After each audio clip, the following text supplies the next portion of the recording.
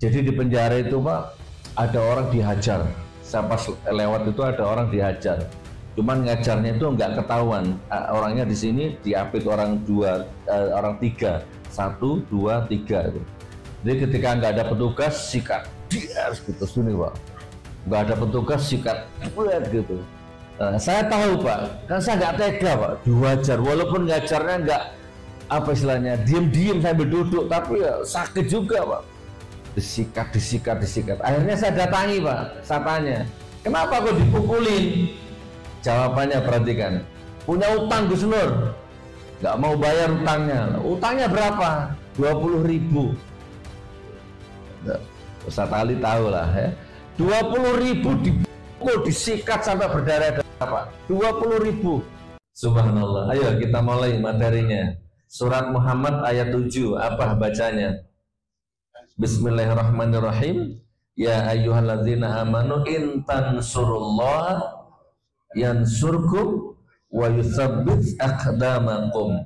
Siapa yang tidak tahu ayat ini? Oh, semua orang tahu, hafal ya. Artinya apa? Barang siapa, hai orang-orang yang beriman, barang siapa yang menolong agama Allah, maka Allah akan menolongnya dan mengukuhkan kedudukannya, mengukuhkan hatinya, mentalnya, kekuatannya dikukuhkan sama Allah. Saya ulang satu kali lagi biar masuk. Ibu-ibu, bapak-bapak, barang siapa menolong agama Allah, maka Allah akan menolongmu dan mengukuhkan kedudukanmu. Nah, menolong agama Allah itu apa? Contohnya apa? Menolong agama Allah apa Pak? Kenyangkan perut yang lapar. Itu menolong agama Allah Pak. Bahkan luar biasanya sampai kenyangkan perutnya orang di saat perutnya sampai sendiri lapar. Keren Pak. Loh, gimana caranya? Misalkan ini contoh, punya uang berapa? 10.000 ya, atau 50.000. Saya kasih contoh, ada yang punya uang 10.000?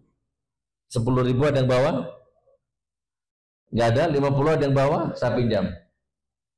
Ini saya kasih contoh. Amalkan ilmu ini, selesai masalahnya dengan. Ini punya uang 50.000. Terus sama istri dikasih tugas ke pasar ya, beli LPG, beli beras atau apalah dengan uang ini. Dan uangnya cuma ini Pak, nggak ada lagi Pak. Oke, berangkat ke pasar, bismillah, mau belanja. Tiba-tiba di jalan ketemu, ketemu Pak Haji nih. Siapa namanya?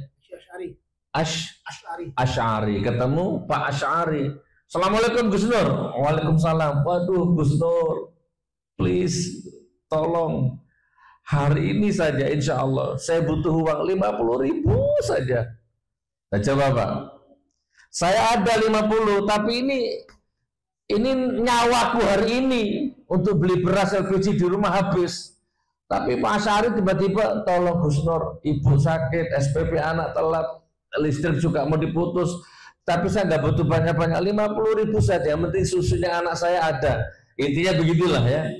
Nah coba teman-teman, kalau akal kita standar Nokia 3310 jadul, kita akan nolak Pak, kita blok ini. Waduh, gue susah apa intinya ya? Kalau bahasa Jakartanya apa? Mana bisa aku nolong kamu gitu loh, aku nggak punya gitu loh. Tapi kalau sekarang, kalau kita itu ingin diangkat derajatnya sama Allah, upgrade ilmu kita, dulu Nokia 3310, sekarang ganti iPhone. Resolusinya tinggi Pak, berpikirnya Pak. Tolong Gus Nur, saya butuh uang 50 saja. Ada enggak Gus Nur? Nah, ingat ayat tadi, intan surullah, Masya Allah Pak Asy'ari, bener cuma 50.000 butuhnya, nggak kurang. Lo coba Pak, padahal cuma ada 50.000, tapi kita masih bisa acting, nggak kurang beneran. Kebetulan hari ini aku dapat rezeki besar sekali. Nah, coba Pak, bangun harapan orang lain, walaupun harapanmu nggak jelas. Tolong agama Allah Pak. Di momentum seperti ini Pak, Allah nggak berjarak Pak. Subhanallah ya. Sembuhkan orang lain, walaupun kondisi batinmu sendiri nggak karu-karuan, nggak masalah. Oke Pak Asy'ari, Kebetulan hari ini saya ada rezeki besar sekali. Sudah, kalau cuma 50 nggak usah minta, nggak usah pinjem, tak kasih aja. Tapi syaratnya saya, Pak Asy'ari dan Allah saja yang tahu. Nih ada 50.000. Ini contoh ini. Nah, tak kasih kan. Ya nanti balikin ke sana ya.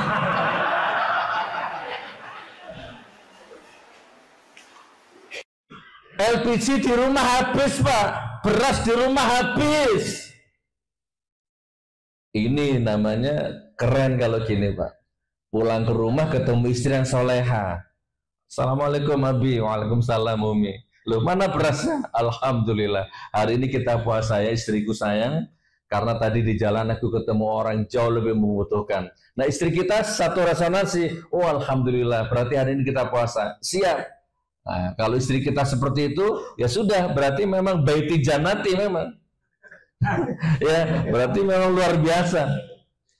Ada nggak istri seperti itu sekarang? Amin ya, ada ya. Istri sampean baik semua ya. Oke, biar nggak lupa dikembalikan dulu. Itu hanya contoh ya. Itu Pak, menolong agama Allah itu begitu Pak. Kembangkan sudah, bangun harapan orang lain. Walaupun harapanmu nggak jelas. Jadi menolong agama Allah itu seperti itu. Tapi secara fikih tegakkan sholat, tepat waktu, masya Allah. Buka toko dengar azan, tutup tokonya. Di depan laptop buka WA, dengar azan, tutup semua duniawinya. Itu pun menegakkan Allah, menolong agama Allah juga. Ya, tapi lebih bagus, lebih luar biasa itu diaplikasikan di kehidupan Pak. Nah, oke ya. Nah, sekarang poin kedua ini. Di dalam penjara. Ya. Ujiannya luar biasa. Di penjara itu rata-rata mindset kita ya udah ngurusi diri kita, Pak. Nggak ada waktu ngurusi orang lain. Jadi di penjara itu, Pak, ada orang dihajar. Saya pas lewat itu ada orang dihajar. Cuman ngajarnya itu nggak ketahuan. Orangnya di sini diapit orang tiga. 1, 2, 3. Jadi ketika nggak ada petugas, sikat dia gitu sini Pak. Nggak ada petugas, sikat gitu. Nah, saya tahu Pak, kan saya nggak tega Pak, diwajar. Walaupun ngajarnya nggak apa istilahnya, diem-diem sambil duduk, tapi ya sakit juga Pak. Disikat. Akhirnya saya datangi Pak, saya tanya, kenapa kok dipukulin? Jawabannya perhatikan, punya utang Gus Nur, nggak mau bayar utangnya. Utangnya berapa? 20.000. Ustaz Ali tahu lah ya. 20.000 dipukul, disikat sampai berdarah-darah Pak. 20.000. Tetap konsen ya, walaupun ada kotak jalan tetap konsen ya. Oke. Sampai mana tadi? Dipukul ya. Jadi walaupun 20.000 itu ngeri ngajarnya Pak. Nah, kan saya nggak ngerti dunia seperti itu kan. Saya agak kaget loh. Masa 20.000 dipukul kayak gitu? Terus penjara ini 5.000 itu berarti di sini 5.000 jadi nasi di sini, jadi kopi, jadi macam-macam. Oh ya sudah, nggak usah dihajar, tak bayar kalau cuma 20.000. Saya selesaikan. Nah, udah, itu hanya ada 3 orang waktu itu Pak. Ini kalau ada Pak Karuta nonton ini ya, insya Allah beliau juga saksinya. Saya balik ke kamar ngambil uang Pak, ngambil dompet ke kamar terus kembali lagi. Mau saya bayar utang yang 20.000 itu. Begitu nyampe lokasi, kok kaget saya. Ternyata ada orang 6 atau 7 gitu. Tadinya cuma 3. Loh ini kenapa? Anu Gus, utangnya orang ini 480.000. Tolong bayari semua sekalian gitu. Loh, dari 20.000 naik jadi 480.000. Nah, untung sebelum saya bayar ada petugas lewat, namanya Pak Hendrik, petugasnya itu. Apa ini? Apa ini? Ya saya ngomong apa adanya. Ini loh Pak, punya utang 20.000 kok sekarang jadi 480. Ah, hati-hati Gus. Itu jonti ya, kalau orang tahanan namanya jonti. Jonti itu kong kali kong atau apalah ya. Udah bawa ke kantor aja, bikin pernyataan apa bener tuh 480. Nanti jangan-jangan Gus Nur dimodusin gitu kan. Akhirnya dibawa ke kantor. Nah sebelum Tapi Gus Nur siap bayar 480. Ya nggak apa-apa Pak, daripada dipukulin terus nggak apa-apa lah saya bayar. Dari 20 jadi 480. Nah sambil dibikinkan surat pernyataan, saya tanya itu, saya ngobrol, saya buat halako, Mas, kenapa kok sampai punya utang 480? Buat apa? Ternyata dibuat judi. Uang sebanyak itu dibuat judi, Bu. Judinya itu lihat bola itu loh, bola voli, tenis di TV itu, taruhan itu Pak. Dan nggak pakai uang, taruhannya pakai nasi bungkus. Jadi di situ kalau sarapan ada nasi bungkus harganya 10.000. Ayo, kalau aku kalah aku bayar 5 nasi bungkus, 10 nasi bungkus. Intinya taruhannya pakai nasi karena nggak punya uang. Coba Pak, betapa rusaknya mentalnya Pak. Udah nggak punya duit, nasi pun dibuat utang nasi, dibuat taruhan. Maka numpuk sampai jadi 480.000 itu berapa bungkus nasi itu? Subhanallah, ya Allah, innalillah gitu ya. Oke, singkat cerita, saya bayar utangnya 480.000. Terus bikin surat pernyataan tidak akan berjudi lagi. Nah, ini closingnya Pak. Di sini yang saya luar biasa. Oke, Mas, saya lihat bukan antum, saya lihat sampai nggak pernah ke masjid. Di Rutan ada masjid. Kebetulan nama masjidnya kok An-Nur gitu loh. Subhanallah ya. Oke, mulai sekarang sampai ke masjid dia nggak punya baju Pak, nggak pernah pakai sandal, nggak pernah ganti bajunya, cuma satu itu dia kemana-mana. Memang seperti itu ya, ada napi yang gembel gitu Pak. Mas, tak belikan sandal, tak belikan peci, tak belikan baju koko, tak belikan sarung, tak belikan alat mandi komplit dari sampo, sabun, odol, sikat gigi semua komplit. Mulai besok sampai ke masjid, dan mulai besok sarapanmu aku yang nanggung. Tiap hari aku yang nanggung. Dan sekarang tobat, fokus ke masjid. Mau tanda tangan Pak di depan petugas ini. Akhirnya saya minta tolong petugas namanya Pak Andi Irawan. Tak sebut sekalian, berarti beliau nonton. Pak Andi, belikan baju koko, belikan sarung, belikan peci. Jalan Pak. Dapat seperangkat alat sholat. Nih Mas, tobat mulai sekarang. Tak tunggu di masjid mulai besok. Alhamdulillah. Datang Pak. Hari pertama datang, hari kedua datang, hari ketiga datang, hari keempat nggak ada Pak. Beda blok Pak. Hari kelima nggak ada, hari keenam nggak ada, hari ketujuh saya cari orang itu.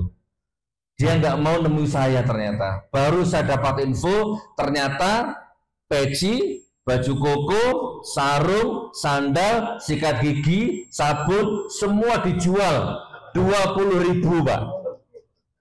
Coba Ustaz. Dan kembali judi lagi. Nggak lama kemudian dihajar lagi. Lagi-lagi masalah judi. Coba Pak. Ada ya orang seperti itu. Narkoba. Rusak mentalnya Pak. Nah, jadi oke, tapi sejak itu saya nggak kapok Pak. Prinsip saya intan surullah tadi itu. Kenapa harus nyesel? Kan sudah dibayar 480.000, udah dibelikan baju macam-macam, tiba-tiba dijual, nggak apa-apa, nggak ada nyesel, nggak boleh nyesel. Itu urusan dia sama Allah. Jadi gitu teman-teman. Urusannya jenengan tolong saja agama Allah. Hasil nggak hasil kan bukan tujuan kita, sudah bukan target kita. Seperti itu saudaraku. Nah, jadi saya walaupun di penjara, alhamdulillah nggak rusak mental itu Pak. Intan surullah itu nggak rusak Pak, walaupun di penjara. Nah apalagi Anda yang tidak dari penjara ini.